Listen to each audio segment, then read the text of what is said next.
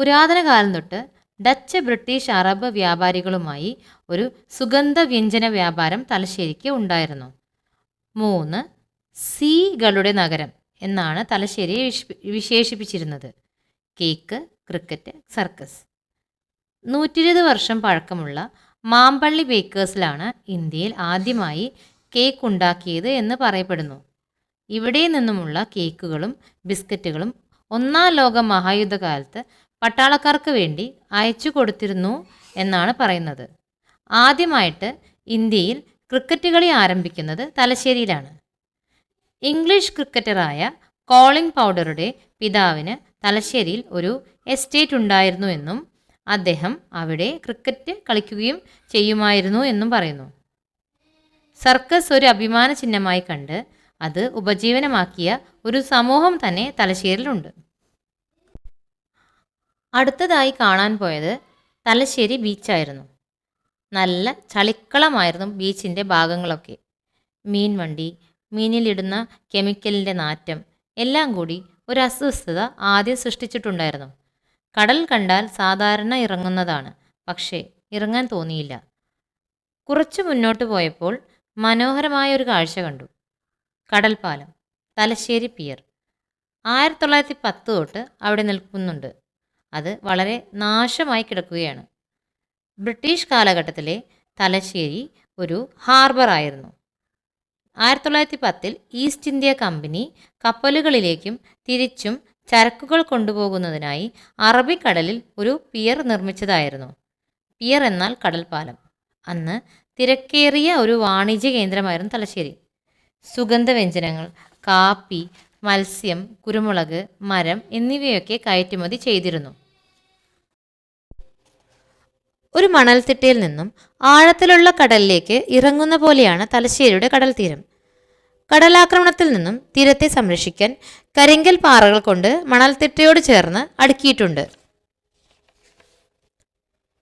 കടൽ തീരത്ത് നിന്നും വളരെ അടുത്ത് തന്നെ വലിയ പാറക്കെട്ടുകൾ പൊങ്ങി നിൽക്കുന്നത് കാണാം. വെള്ളത്തിൻ്റെ ആഴവും കമ്മിയാണ്. ഇന്ത്യൻ മഹാസമുദ്രത്തിൽ ഒരു ചാഗോസ് ലക്കഡൈവ് റിഡ്ജ് ഉണ്ട്. Chagos Laccadive ridge. അത് കടലിൻ്റെ അടിയിലുള്ള മലനിരകളാണ്.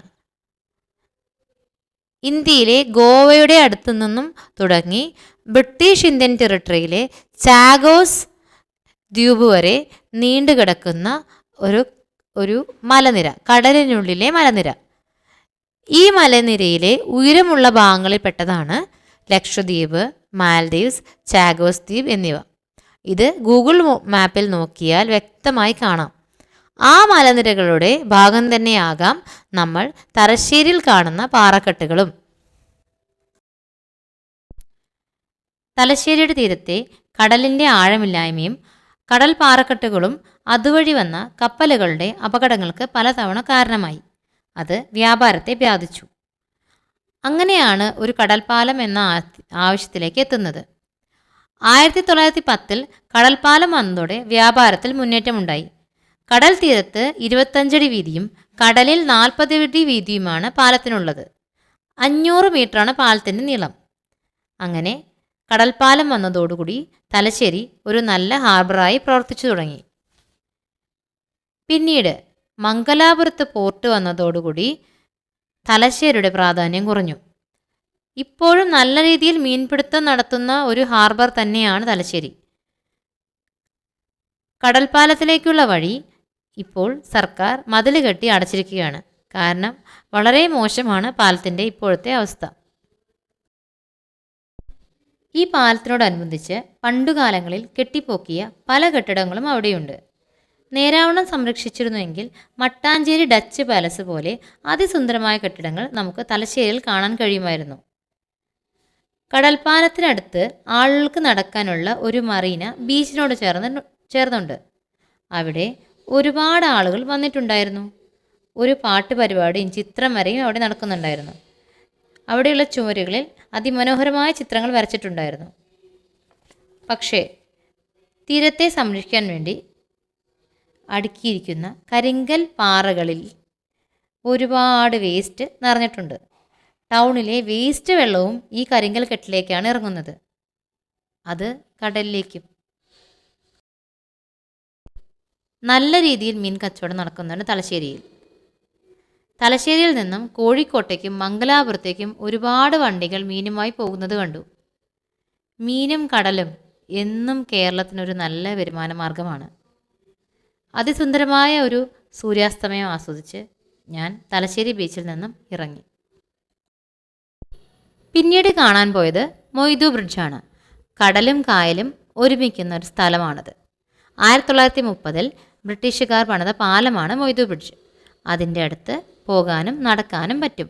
അവിടെ നിന്നും ഞങ്ങൾ മുഴുപ്പിലങ്ങാട് ബീച്ച് കാണാൻ പോയി. പോകുന്ന വഴി കണ്ടൽ കാടുകൾ കണ്ടു. ഞാൻ പോയ സമയം വേലിയിറക്കമായിരുന്നു. വെള്ളം വാർന്നുപോയി ചെടിയും വേരും പുറത്തു കാണുന്ന മാതിരി നിൽക്കുന്നുണ്ടായിരുന്നു. വേരുകൾ കുട പിടിച്ച് നിൽക്കുന്ന പോലെയാണ് നിൽക്കുന്നത്.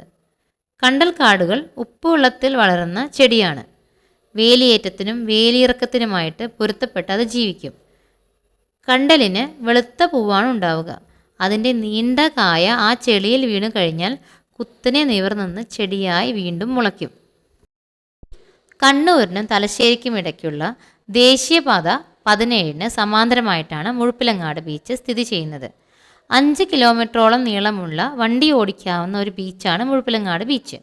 അവിടെ മണലിന് ഒരു പാറപ്പൊടിയുടെ നിറമാണ്. കടലിലുള്ള പാറ കാരണം ശക്തമായ തിരകൾ കടൽ തീരത്തോട് അടിച്ച് കയറില്ല. ഏഷ്യയിലെ തന്നെ ഏറ്റവും വലിയ ഡ്രൈവിംഗ് ബീച്ചാണ് മുഴുപ്പിലങ്ങാട് ബീച്ച്. നമ്മുടെ റോഡിൽ വണ്ടി ഓടിക്കുന്ന അതേപോലെ ഈ ബീച്ചിലൂടെ വണ്ടി ഓടിക്കാം. വണ്ടിയുടെ ഗ്ലാസ് പൊക്കി വെച്ചിട്ട് വേണം വണ്ടി ഓടിക്കാൻ. ഇല്ലെങ്കിൽ തിരയടിച്ച് ഉപ്പുവെള്ളം വണ്ടിക്കകത്ത് കയറും. ഒട്ടും കുപ്പയോ പ്ലാസ്റ്റിക്കോ ഇല്ലാത്ത ഒരു ബീച്ചായിരുന്നു മുഴുപ്പിലങ്ങാട് ബീച്ച്. അവിടെ കുറേ നേരം കളിച്ച ശേഷം ഞങ്ങൾ തലശ്ശേരിയിൽ നിന്നും തലശ്ശേരി ബിരിയാണിയും വാങ്ങി ഇൻ്റർസിറ്റി എക്സ്പ്രസ്സിൽ കയറി നാട്ടിലേക്ക് തിരിച്ചു പോന്നു.